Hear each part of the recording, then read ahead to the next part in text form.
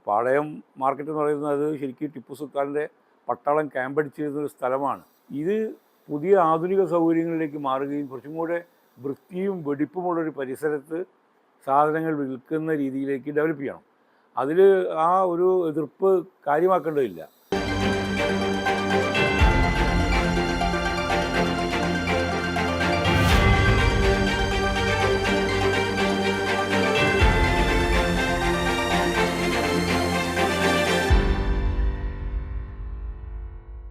പാളയം market എന്ന് പറയുന്നത് ശരിക്കും ടിപ്പു സുൽത്താൻ്റെ പട്ടാളം ക്യാമ്പടിച്ചിരുന്നൊരു സ്ഥലമാണ്.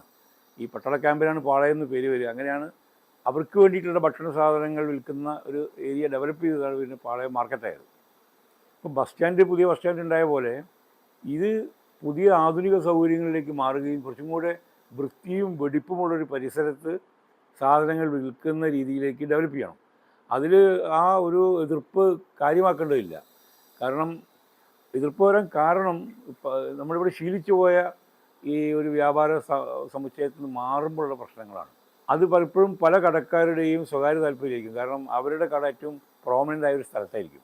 അപ്പോൾ അതവിടെ നിന്ന് മാറ്റുമ്പോൾ കച്ചവടം പോകുമല്ലോ, അങ്ങനെയും വരും.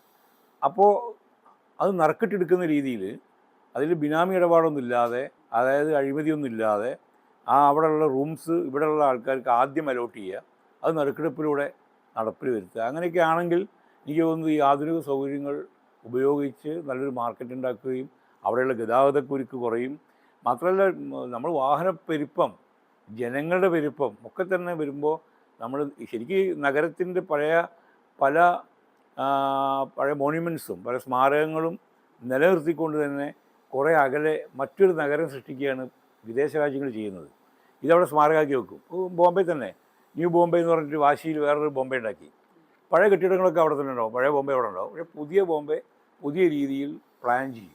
അതിൻ്റെ ഒരു ഉദാഹരണമായിട്ട് കണ്ടാൽ മതി ഇതിനെ. അല്ല, കാലത്തിനനുസരിച്ച് മാറിയേ പറ്റൂ. നമ്മൾ എല്ലാം കൊണ്ടും മാറിക്കൊണ്ടിരിക്കുകയല്ലേ. അപ്പോൾ ഈ നഗരം വികസിക്കും, അത് സ്വാഭാവികമായിട്ടും നടക്കുന്നൊരു പ്രക്രിയയാണ്. നമുക്കത് തടയാൻ പറ്റില്ല. റോഡുകൾ വരും, കെട്ടിടങ്ങൾ വരും, പാർപ്പിടങ്ങൾ വരും, മനുഷ്യർക്ക് ജോലികളിൽ മാറ്റം ഉണ്ടാവും, ഒക്കെ ഉണ്ടാവും. അത് വരും, അങ്ങനെയാണ് വരിക. അതിൻ്റെ ഒരു ചരിത്ര നിയോഗമാണ്. ഇപ്പോൾ കല്ലുത്താങ്കടവിൽ പഴയ കോളനി, സ്ലം ഏരിയ ഇരുന്നത്, അവരൊക്കെ ഇപ്പോൾ പുനരധിവസിപ്പിക്കപ്പെട്ടു, സുഖമായി ജീവിക്കുന്നു. ബംഗ്ലാദേശ്, ഇങ്ങനെ പല സ്ഥലങ്ങളും. അപ്പോൾ തീർച്ചയായിട്ടും മാറ്റം അനിവാര്യമാണ്, സ്വാഗതാർഹമാണ്. അതിൽ അഴിമതി നടക്കാതെ നോക്കിയാൽ മതി, അത്രയേ ഉള്ളൂ.